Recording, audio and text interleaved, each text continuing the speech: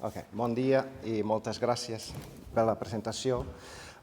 Os meus parabéns à organização deste congresso, cujo tema considero de vital importância. Também saúdo aos meus colegas de mesa. Peço desculpa por ter causado esse pequeno atraso por causa do PowerPoint.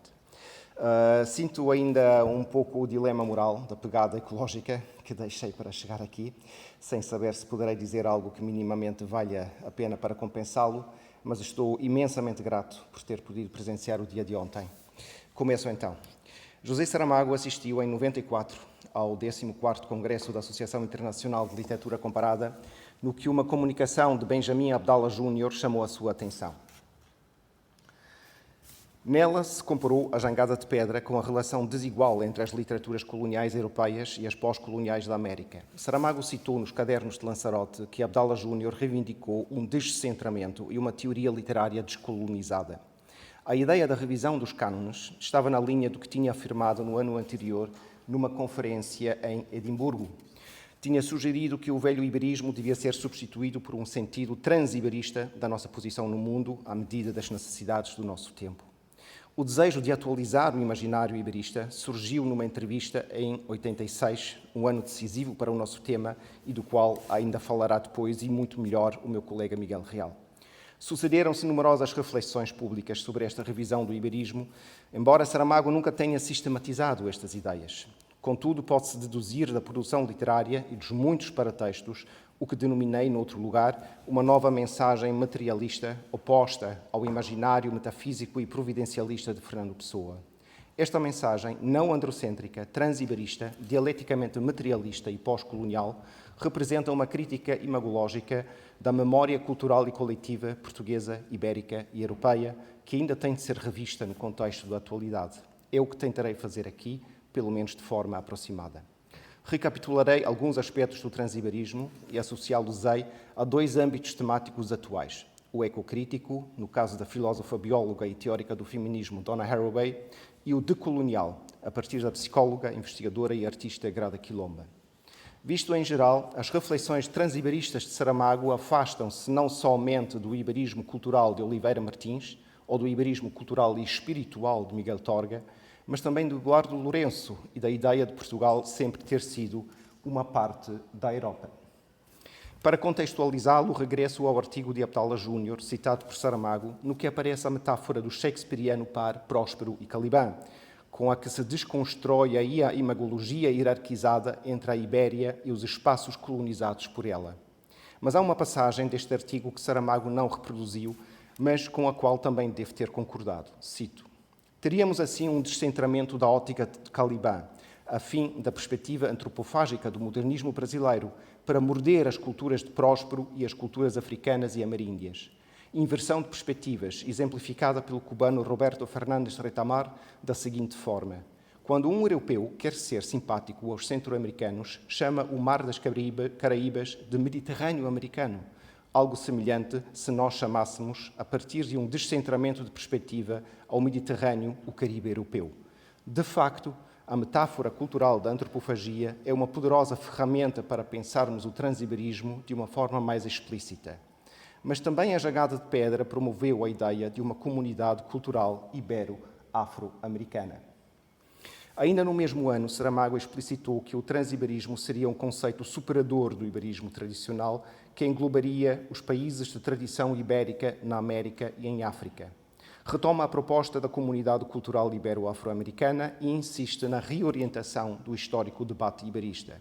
Mas também foi consciente da implausibilidade de o seu iberismo ser geralmente aceite. Paulo Archer caracterizou-o acertadamente como uma arqueologia prospectiva e não prospeção arqueológica. O transiberismo apoia-se numa ideia de cultura como work in progress, mas também de dever ético europeu, como reivindicou nos discursos do Nobel. E embora seja uma proposta virada para o futuro, é também um natural devedor de um passado. Como demonstrou Orlando Gossegesse, alguns aspectos do iberismo saramaguiano, como o telúrico, vêm de Miguel Torga. Porém, o silêncio eloquente de Saramago em relação a Torga também se explica com as suas reticências em relação à espiritualidade que Torga via nas culturas peninsulares. Creio que o iberismo e transiberismo saramaguianos não contêm esta dimensão espiritual. Também não faria sentido para quem sempre rejeitou um comunismo místico como verdade ou dogma, ao contrário da maioria dos seus camaradas no PCP. O que torna o iberismo de Saramago atual e futurível são também os seus aspectos de anarquismo prático.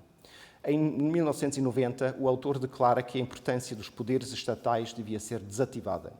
E em 96 escreve em 2 ocasiões que o inimigo é o Estado, não a nação, sendo a verdadeira fonte dos males a intrínseca violência do Estado. A Catalunha tem uma longa e dolorosa experiência em relação a esta questão. Mas desde uma perspectiva cultural portuguesa, para Saramago também se tratava de uma evasão do que considerava ser a sempre eterna mesquinhez pátria. A renovação ideológica do iberismo convinha inseri-la numa perspectiva de geografia cultural e no diálogo com o novo pensamento latino-americano. Outro elemento constitutivo do transiberismo seriam os pequenos gestos, partindo de uma poiesis interior. Uma pessoa possui uma capacidade revolucionária para transformar-se a si mesma, diz Saramago em 94. Uma revisão tão profunda da tradição patriarcal colonialista tinha de partir de um processo autopoético do sujeito como passo inicial para uma transformação das circunstâncias sociopolíticas. No discurso do Nobel, esta noção poética é relacionada com as personagens da Jangada de Pedra. Cito, o mundo está a mudar e eles sabem que devem procurar em si mesmos as pessoas novas em que irão tornar-se, sem esquecer o cão. É a ideia de uma autopoiese como imprescindível passo prévio de uma consciência transiberista. Também já estava na ação transformadora do homem, que Saramago associou em 78 a Jorge de Sena, com o qual se solidarizou contra este patriarcal país que era e ainda é Portugal. Ambos remavam contra a corrente da política cultural portuguesa, ambos queriam ser testemunhas críticas do seu tempo e tomaram escolhas fundamentais quando saíram de Portugal. Já em 88, Saramago constatou como a distância o ajudou a compreender melhor a cultura ibérica, para poder declarar, 10 anos depois, que Lanzarote é a minha jangada de pedra. A vida e obra saramaguianas podiam ser comparadas assim com uma grande jangada que tem como rumo um projeto civilizacional, um novo humanismo sem Deus, mais igualitário, ecologista e anti-especista, e talvez seja este o enquadramento ético e decolonial da transibericidade. O que começou por ser ficção veio a ser, depois da ida para Lanzarote, uma forma atualizada de obra de arte total. Neste contexto, a autopoiese é também uma autocognição do sujeito e da sua interação com o seu meio, no que o transiberismo é o constante redescobrimento de uma alteridade. A identidade, afinal, nunca tinha sido o problema, mas o uso político que dela se faz. Já em 78, Saramago alertava para a fantasia geopolítica que está subjacente no conceito colonialista de crise de identidade que se estava a debater naquele momento em Portugal. Mas a unidade transibérica saramaguiana visava um contínuo trabalho de memória através da diversidade de sempre renovadas formas de autoconstrução. A partir da instalação em Lanzarote, com a projeção internacional que lhe deu o Prémio Nobel, este projeto também criou um novo contexto para a história externa da literatura portuguesa. Mas Lanzarote, como jangada de uma obra e vida, só se tornou possível graças a Pilar del Rio, que nos explicou assim: é uma cultura, uma língua e uma forma política de estar no mundo. A ética da responsabilidade. Saramago assumiu o compromisso da responsabilidade de uma forma rotunda. O projeto Saramago, chamámo-lo assim depois da sua morte, porque ele não o teria permitido, é um projeto de intervenção cultural, social e política de reflexão.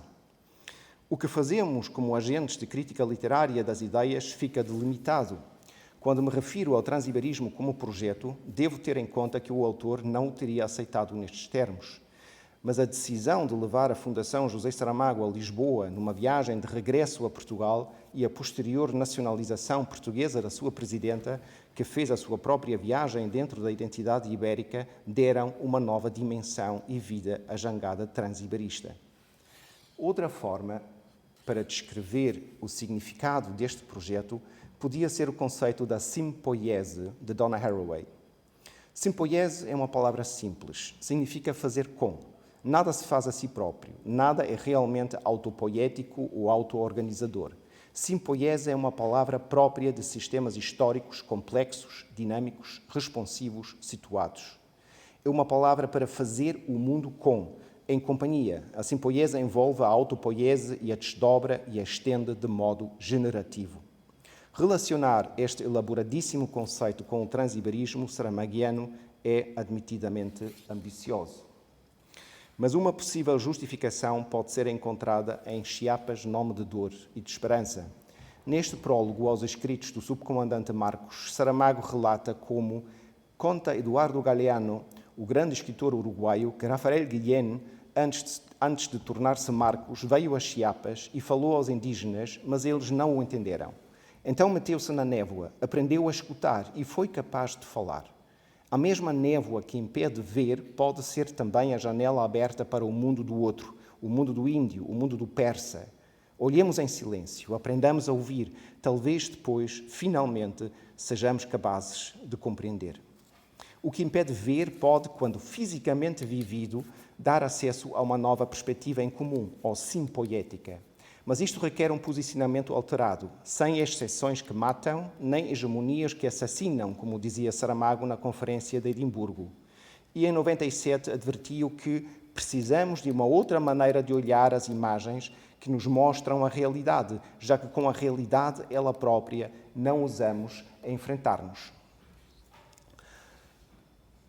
Em Chiapas, Saramago procurou esse enfrentamento, porque a Europa e os peninsulados temos de renovar o diálogo com esses povos irmãos sem nenhum intuito de neocolonialismo, como constatou em 92. O humanismo crítico que transparece nestas palavras aproxima-se novamente das advertências de Haraway. Ao criarmos relações de parentesco, temos de atuar com respeito aos parentescos historicamente situados, diversos e que não devem ser generalizados ou apropriados no interesse de uma humanidade que se torna demasiado rápido em algo comum. As ideias saramaguianas da capacidade revolucionária de transformar-se a si próprio e da simultânea exclusão de qualquer intuito de neocolonialismo podem ser interpretadas como conditio sine qua non do transiberismo. Adaptam-se também às exigências de Haraway quando lembra que a autopoiese e simpoiese se encontram num atrito ou envolvimento generativo em vez de oposição. Este talvez seja o alcance teórico mais amplo do transiberismo saramaguiano. Nos cadernos de Lanzarote aparece ainda outra comunicação citada do tão fecundo Congresso de 94. Saramago refere aí Leila Perón Moisés a dizer que a doxa hegemónica está em crise de legitimidade e de eficácia, mas a paradoxa latino-americana pode construir uma instância crítica e libertadora para as próprias culturas hegemónicas.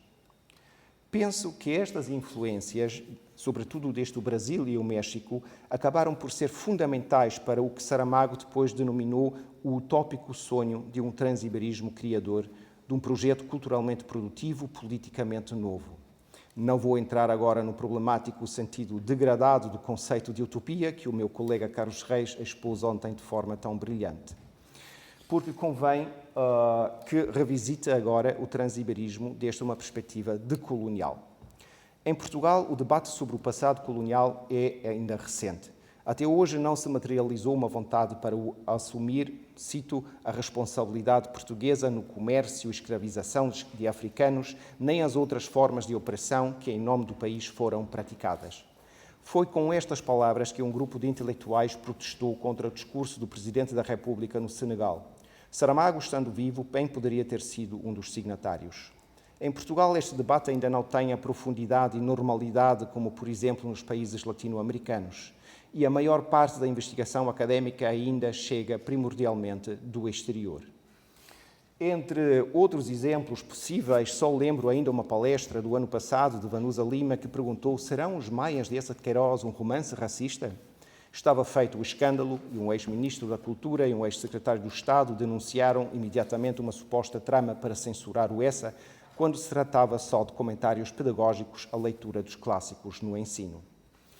Outro exemplo recente é o livro Women Writing Portuguese Late Colonialism in Africa, de Ana Paula Ferreira, uma análise da colonialidade do género na literatura portuguesa e de como o preconceito de classe e o sexismo trabalham juntos com o racismo para defender uma ordem colonial das coisas. Mas o exemplo mais apropriado, ao meu ver, é a obra de Grada Quilomba. Esta investigadora e artista portuguesa, radicada na Alemanha, pratica uma fusão entre o académico, a performance e a instalação artística que lhe tem valido reconhecimento internacional. É a artista que Portugal precisa de ouvir, mas a quem Portugal andou a prestar pouca atenção durante demasiado tempo. Quero comparar muito brevemente a sua obra com o potencial teórico-prático da transibericidade no contexto de um espaço afro-luso brasileiro. Partirei de Barreiros e Moreira, que sintetizaram, a partir de Quilomba, 5 vias para descolonizarmos o conhecimento e o imaginário da nossa atualidade e que colocarei em diálogo com Saramago. Tal como o faz Quilomba com a sua obra, também a transibericidade tem de ser posta à prova destas perspectivas que, a partir dos anos 60, começaram a demonstrar a necessidade de um questionamento epistémico do nosso conhecimento. Começando com Foucault e Frantz Fanon, ou Amílcar Cabral, até a violência epistémica do colonialismo que analisou Gayatri Spivak, ou a colonialidade do poder de Aníbal Quijano, enquanto deste o feminismo de culturas indígenas se reivindicam hoje formas de conhecimento não académicas. A partir deste vasto contexto teórico, ainda pouco assumido pela academia em Portugal, Quilomba decidiu inverter o processo habitual de criar conhecimento através da produção de respostas para a perspectiva mais experimental e artística da produção de conhecimento através da colocação de perguntas. O resultado é uma teoria em prática que denomina Performing Knowledge, com a que pretende decolonizar o conhecimento. Decolonizing Knowledge, por exemplo, foi uma conferência performance de 2015 a partir de velhos materiais audiovisuais da Guiné-Bissau. E a instalação, o barco The Boat, consistiu de 140 blocos em forma de uma nau que transportava pessoas escravizadas. Quilomba insiste, Portugal encontra-se na negação completa. Ainda, não temos nem culpa nem vergonha na cara em relação à história colonial. Cabe naturalmente a pergunta que tem José Saramago e a transibericidade a ver com Grada Quilomba. Entre muitas dúvidas, a minha única certeza é que as questões que Quilomba coloca são um espelho que conta uma verdade incómoda para Portugal. Se a ideia da transibericidade, em toda a sua ainda frágil construção argumentativa, aguentar a imagem que este espelho lhe mostra, então poderá entrar no panteão de uma cultura no que muitas outras ideias de vulto hão de desaparecer, enquanto outras, invisibilizadas até agora, irão entrar. Proporei agora ainda algumas possíveis vias de estudo do pensamento transiberista saramaguiano. Um trabalho no nosso interior refere-se à autopoiese de Quilomba quando afirma que não conto histórias para os outros, conto histórias para perceber quem sou eu. É um transformar-se a si mesmo diferente daquele que demandou Saramago, mas comparável. Visa um processo de autorreparação para poder tornar-se sujeito. Também um transiberismo decolonizador só faz sentido quando consegue adentrar-se na névoa que impede ver, onde não só se descobre o que é o outro, mas também que este outro sempre é uma construção nossa, de quem mantém o poder. São trabalhos autopoéticos diferentes que partilham o desejo de ser reconhecido como sujeito, como pessoa. E é assim que Saramago caracterizou a sua obra. Quero que se note nos meus livros que passou por este mundo um homem que se chamou José Saramago. Desejo que a leitura dos meus livros não seja a de uns quantos romances acrescentados à literatura, mas que neles se perceba o sinal de uma pessoa. A interdisciplinaridade como método não se refere somente aos diferentes formatos e medialidades. Trata-se, sobretudo, de dar visibilidade a uma pluralidade de vozes diferentes, capazes de falarem contra o poder do conhecimento colonial e a colonialidade do poder. Quilomba descreve-o assim. Espera-se que criemos uma distância em relação ao objeto que estudamos. E nos pedem que nos distanciemos as nossas biografias e os nossos corpos das questões que esse objeto possa suscitar. E esse é exatamente o cerne da produção de conhecimento colonial. Essa fantasia de ser objetivo, neutro e universal. Mas o que acontece quando você tem sido historicamente esse objeto? O que acontece quando uma pessoa se torna o sujeito falante? Apesar das diferenças, talvez seja possível estabelecer uma relação com a mulher do médico em Ensaio sobre a Cegueira. Confrontada com violações e outros sofrimentos, foi forçada a transformar-se em sujeito falante, a empoderar-se para enfrentar a sua realidade histórica como mulher. Também podíamos relacionar o questionamento colonial com as vozes narrativas na escrita saramaguiana, a voz coletiva, a voz da pluralidade, as múltiplas vozes individuais. Com a sobreposição de história e ficção, ou do poético e do político em Saramago como métodos na procura de um conhecimento decolonizado. Uma arte híbrida como expressão decolonizadora relaciona-se com a criação de um espaço no que o académico e o artístico se dissolvem um ao outro. Já referi 2 exemplos de um congresso académico que acabaram por entretecer-se com o discurso transiberista de Saramago. A confluência de vida e obra na Jangada de Lanzarote cria também um espaço híbrido que visa um conhecimento livre de colonialidade patriarcal, tal como a presença de elementos artivistas e performáticos no Saramago ativista. O 4º ponto, o regresso às fontes, é para Grada Quilomba um regresso à tradição histórica dos griots ou griotes, pessoas da África Ocidental que transmitiam conhecimentos e canções dos seus povos de forma oral. A presença da África na obra saramaguiana é reduzida, mas a enorme importância da oralidade nela é bem conhecida. Representa um regresso às fontes e surge de uma escolha existencialista, a ida ao Alentejo em busca da tradição oral. Combina o autopoético trabalho interior com a simpoética procura de um estilo e forma de vida, a partir do que chamou a conversa contínua, a fala em comunidade de uma milenar tradição. O impulso decolonizador desta decisão relaciona-se com o 5º ponto, performar o conhecimento como teoria em prática. Porque esta tradição oral sempre foi menosprezada pela crítica académica e história da literatura. O que Saramago inicia em Levantado do Chão é uma política cultural que contraria o canonicamente estabelecido. A oralidade transporta para a narrativa o ato performativo, que torna mais fácil evadir padrões. Também define um poético que não está sujeito às tradições discursivas. Saramago sublinha que esta estética da conversa contínua é uma pequena subversão, mas essa subversão é de natureza ontológica. Com o regresso a uma fundamentação ontológica do poético, performa-se um conhecimento decolonizado. Também é um regresso às origens biográficas, se pensarmos que a elite lisboeta desprezou Saramago por causa da sua origem e por ser um autodidata. Há também uma história de decolonização em Saramago que representa uma challenging art, uma arte reivindicativa.